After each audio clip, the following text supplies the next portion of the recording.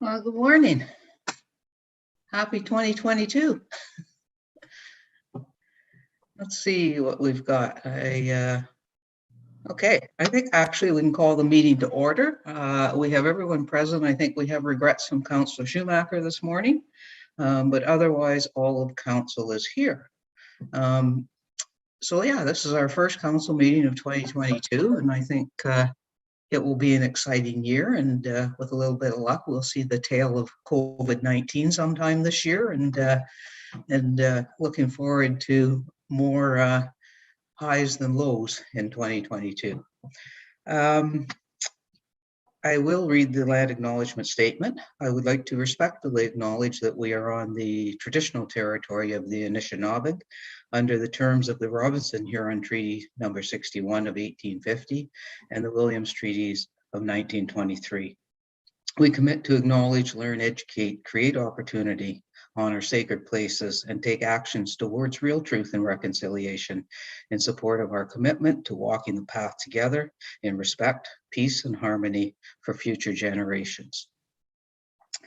I will do the adoption of the agenda, moved by Deputy Mayor Alcock and seconded by Councillor Armour. Be it resolved that the special council meeting agenda dated Monday, January 10th, 2022 be adopted as printed and circulated.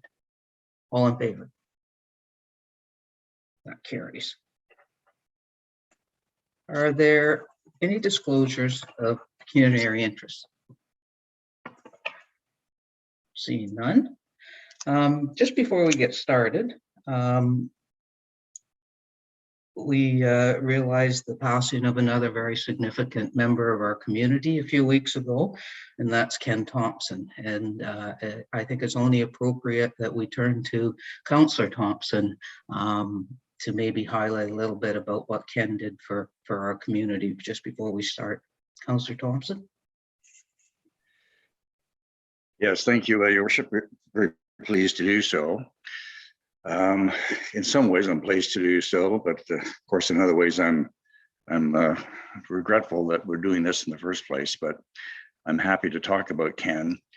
Ken and I did grow up together, and in a lot of ways, shared a lot of life's experiences along the way. So I'm very pleased to talk a little bit about what Ken did. And believe me, this is a very, very brief summary of Ken. There will be an opportunity in the future for me to talk more about some personal stuff with between us, but I'll just give you the Coles Notes version of this remarkable young guy. Ken was born in Huntsville in 1945, and as a youngster, he played lacrosse and hockey throughout the minor sports system, and he proved to be an exceptional talent in both of those chosen sports.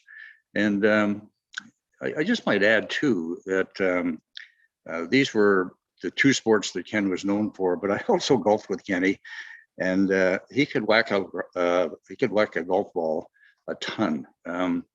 And I remember one time we went skiing at Hidden Valley, and he hadn't skied in 20 years. So we're up on top of the face, and those of you who know ski or know the Hidden Valley, the face is like the double diamond of the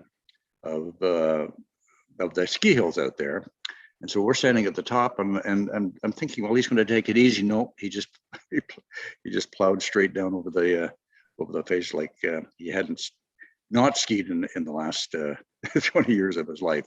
Never a big guy. Kenny might have topped 135 pounds to 150, maybe exceptionally, but he made up for his size with his exceptional talents and speed. His teammates, we just called him Wheels.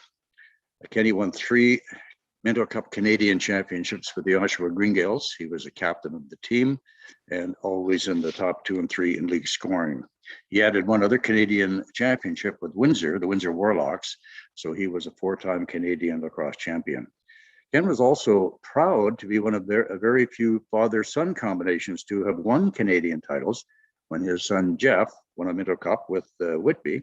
So that made 4 Minto Cups, and people might remember Ken's auto license plate reading Minto 4. That's where we always knew where he was. Ken also played major junior hockey in the Western Hockey Association with the Weyburn Red Wings, which is a junior affiliate of the Detroit Red Wings. He played pro hockey in the minors, but he did get into one NHL game with Detroit. If Ken could have added 25 to 30 pounds to his frame, it's likely he would have had a career in the National Hockey League. Ken is in the Oshawa Sports Hall of Fame as well as the Huntsville Sports Hall of Fame. After hockey, Ken returned to Huntsville. He got married, 2 children, Tara and Jeff. And Tara, just so you know, is the wife of our very own Bob Hall. And at that time, after returning to Huntsville, he started a career with the MTO. But in the late 70s, Ken's life took a couple of turns when he ran for town council in Chaffee Ward and represented Chaffee through 3 terms from 1978 to 1985. Back in those days, 78 and 80, the terms were 2 years, and then in 1982 it was at 3 years. So he was on council for those 3 terms. He served on pretty much every council committee through that time: finance and admin, planning, industrial, water and sewer, parks and rec, land, amongst others. And the one I know he took extra pride in when in 1980 Huntsville established a house numbering committee, which was considered essential for emergency services. Ken was also part of a deputation regarding the naming of the Jack Beyond Arena. And he was particularly ecstatic when the first order of business of the 2000 council passed that bylaw, making the name official, making it the Jack Beyond Arena. Well, at the same time, Ken got involved in municipal politics. He also started in real estate, and that became his life career until he retired.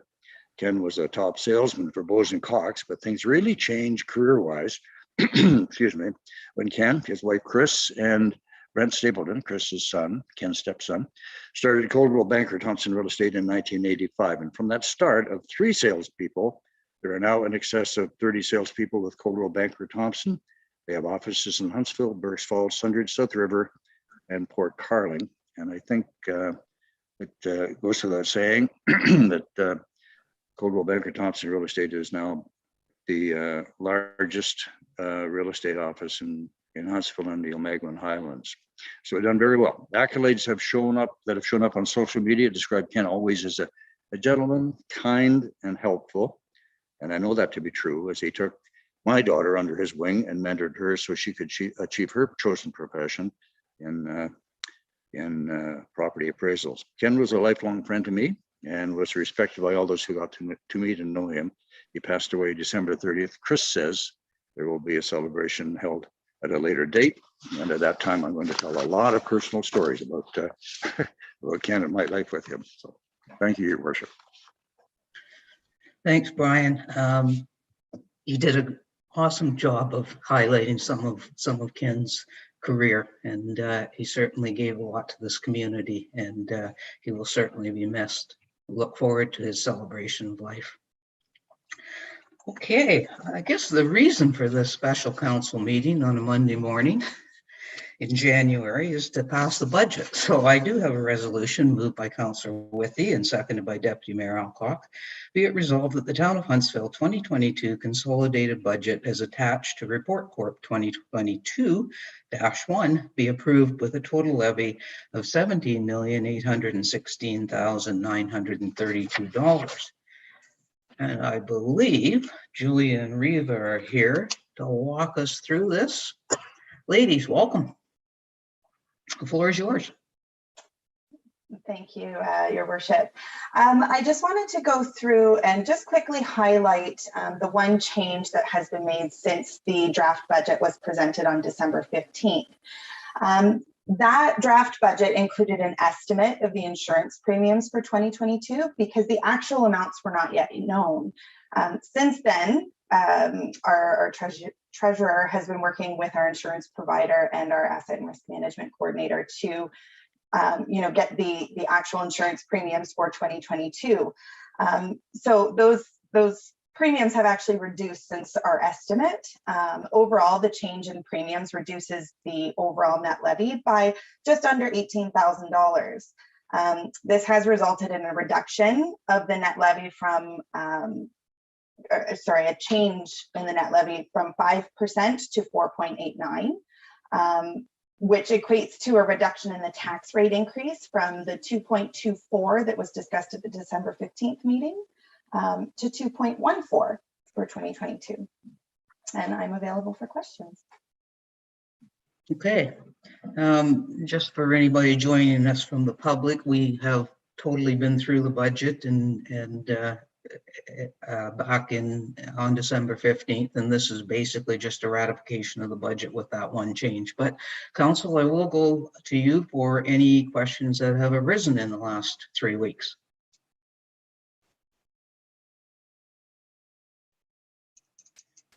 And I don't see anything. So as I said, this is more or less just a ratification of what we discussed last year. So I'll call the question. All in favor of the 2022 budget? And that carries. And that could almost be a record for getting it done as early as possible. Also have a resolution moved by Councillor Stone and seconded by Councillor Thompson. Be it resolved that Council approve the excluded expenses from the 2022 consolidated budget as outlined in Report Corp 2022-2. Ladies, do you want to highlight that one? Yes, thank you, Your Worship. I just wanted to provide a high-level explanation of what the report is actually showing. So the town's consolidated budget is prepared on a modified accrual basis of accounting, and that shows how the town is using the funds raised in any given year. The town's financial statements, on the other hand, are prepared on a full accrual basis of accounting, and that shows the changes in the value of the assets held by the municipality as well. So since the budget and the financial statements are prepared using two different methods of accounting, they do need to be reconciled each year. So reconciling the annual budget using the full accrual basis of accounting explains how the budget would look if it was done on the same basis as the financial statements. So the town is required under Ontario Regulation 284/09 to report this, and that's essentially what this report is showing. Okay. Questions, Council? They almost have to be CPAs to actually understand that process, but I know we do it every year. Okay, I'll call a question. All in favor? And that carries. We have a couple of bylaws moved by Councillor Stone, seconded by Councillor Weave. Be it resolved that bylaws number 2022-1 and 2022-2 be reported and read a first, second, and third time and finally passed this 10th day of January 2022. And that's a bylaw to appoint the Committee of Adjustment for the year and a bylaw to amend for an amendment to the Fees and Charges bylaw of 2021-2088. All in favor? That carries. And of course, what would a meeting be without a brief update on COVID? And we'll turn to our CAO for that. Thank you, Your Worship, and Happy New Year to all of Council. So as you can imagine, we've been pretty busy with Council-related activities. The Assessment Centre and the Vaccination Centre still continue to operate over at the Active Living Centre, and they've been great to work with. Our team's been working diligently to make sure all their needs are met. And as you are aware, last week I did send out a communication to Council advising that I have made the decision to close all of the municipal offices to the public. Earlier last week, we were directive as per legislation to close the Summit Centre. And then when the regulation was amended to state that all businesses and organizations shall ensure that their staff work from home where possible, it was a decision to close the municipal facilities to the public. And as you can see from all of our background screens, we have relocated to our home offices. So with the exception of obviously our essential workers such as fire and public works, most administrative staff are working from home, but we are able to do that almost seamlessly because this is our second or third round of working from home. So that's where you will find staff located. Unless there's any questions, Your Worship, I really don't have any additional information to add. I can assure you that all services, with the exception of recreation, are still operational, and we're still able to serve the public remotely. So I'd be happy to answer any questions. Okay, Councillor Withey. Thank you, Your Worship. Good morning and Happy New Year to all. Just a quick question. We've got our district budget binders showed up, I think, last Friday. Is someone in the office that I can go over and pick it up, or how does that work? Through Your Worship, they're Staff, a few staff in the building. We did have to keep a few administrative staff on site with respect to answering phones. So I would suggest that you just contact Brenda and she'll make arrangements for you to pick up the binder. She'll make sure someone in the office can deliver that to you at the door. No problem. Thank you. Councillor Stone. Thank you. So I know everything with COVID is very fluid, but is the intent right now to reopen the offices on the 17th when the kids are supposed to go back to school? Through your worship, the intent would be until such time as the legislation is changed. So we really don't know at this time when that will be. We're hearing January 26th as the date with respect to all of the other restrictions. I do understand that the children are expected to go back on the 17th, but I guess time will tell. So I will be keeping a close eye on that regulation. And as soon as the regulation is amended, then we will open the office to the public again. But when the province mandates that we work from home, we certainly follow those rules. So as soon as the legislation is updated, we will be very happy to get back to the workplace. Thanks. Okay. On a positive COVID note, the outdoor rink that our staff have built up at Lions Lookout is up and running, and I walked by on Saturday. I didn't go for a skate, but the rink's amazing. It's large, it's smooth, and boy, oh boy, it was being well used on Saturday afternoon, and it was pretty chilly. So that's really great that we have that. I think people are appreciative of that. Councillor Thompson. Yes, thank you, Your Worship. Yes, I actually took a walk around the track last week myself. It's incredible. It looks beautiful up there, and actually, staff was applying water to the rink while we circumnavigated the track up there. One question I have is I also noticed that there was a rink had been established on Can Lake. Is that something we have done as staff, or is that something someone in the general public has taken upon themselves to do? Yeah, I don't believe that we have any part in that. Steve, do you know anything about who might be doing it? I don't believe it's the Lions Club, and I don't believe it's the town. To my knowledge, the town has not entered into any agreement with anybody, but I think it's like you say, it's 2 or 3 private individuals have taken turns going down and trying to clear a rink down there. Councillor Fitzgerald. Thank you, Worship. Happy New Year to everybody. Fantastic that people are using the rink up at Lions Lookout. I think we made the right choice there, and glad I supported it, and we all did. So we've had so much use of the Port Sydney rink. It's been fantastic to see people having an outlet down there as well. And we've made a second rink on the lake, which should be ready anytime for people to use. So really good that people have an outlet because everything is shut down. So just wanted to share that. Thank you. Thanks for that. Also up at the rink, the walking track up there is plowed and sanded and great too, just so that people don't think that that one isn't still operational. Walks around the rink, and that's great. Okay, council, we are going into closed session for a quick few minutes, hopefully. I have a resolution moved by Councillor Thompson and seconded by Councillor Armour. Be it resolved that the next portion of the meeting be closed to the public, commencing now at 9:19 a.m. for the purpose of considering the following matter pertaining to the following section under the Municipal Act 2001.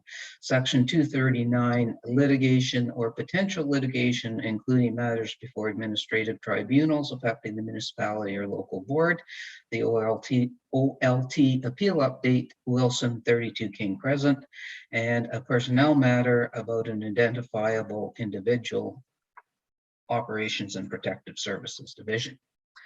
All in favor? And that carries. And that means council, sign out and sign back in under closed session. Thank you.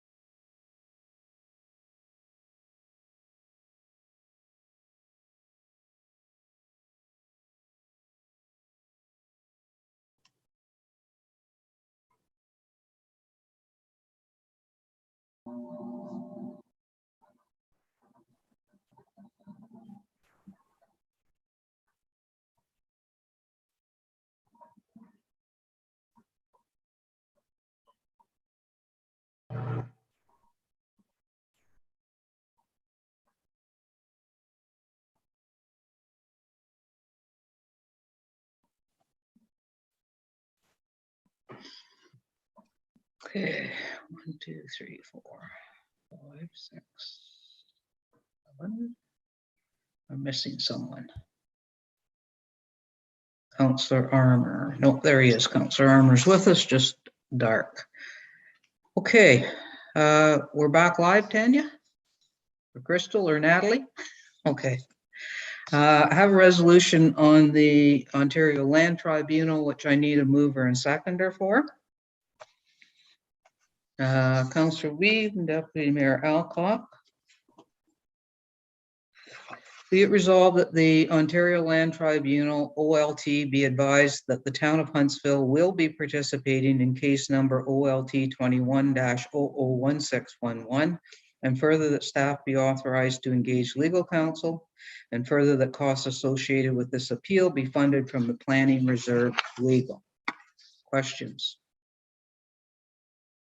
All in favor? Opposed? That carries.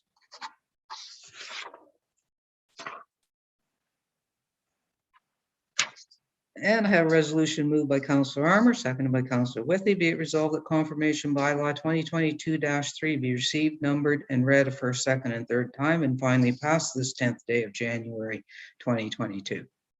All in favor? That carries. And I have a resolution moved by Deputy Mayor Alcock and seconded by Councillor Thompson. Be it resolved that we do now adjourn at 10:29 a.m. All in favor? And that carries. Thanks, Council, for the special meeting. We know that tenders will go out momentarily. All right, we'll see everybody at our regular cycle. Thanks.